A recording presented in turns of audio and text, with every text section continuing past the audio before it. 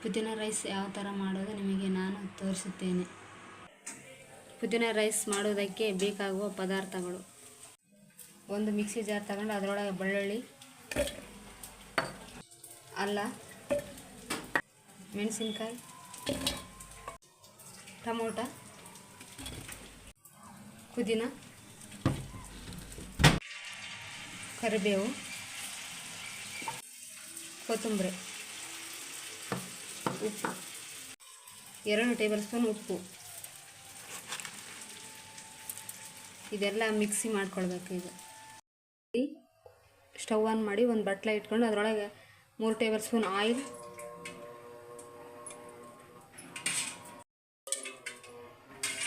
1 tea spoon ಸಾಸಿವೆ ಜೀರಿಗೆ, ಕರಿಬೇವು, ಈರುಳ್ಳಿ 1 ಕಪ್,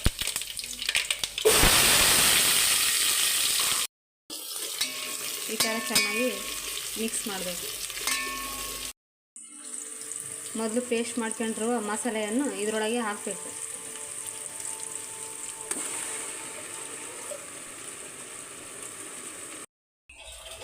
ಈ ಥರ ಚೆನ್ನಾಗಿ ಕುದಿಬೇಕು.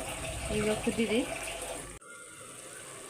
ಈಗ ಈ ಮಸಾಲೆ ಕುದ್ದಿದೆ. ಈಗ ಅಕ್ಕಿಯನ್ನು ಮಿಕ್ಸ್ ಮಾಡಬೇಕು. ಅದಕ್ಕೆ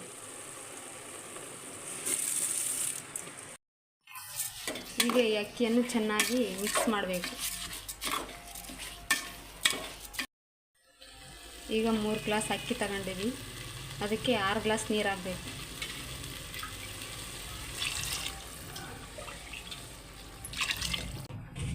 ನೀರು ಹಾಕಿದ್ಮೇಲೆ ಈಗ ರೈಸ್ ಕುಕ್ಕರ್ ಒಳಗೆ ಈ ಬಟ್ಲವನ್ನು ಇಡಬೇಕು. ಪುದೀನ ರೈಸ್ ರೆಡಿಯಾಗಿದೆ.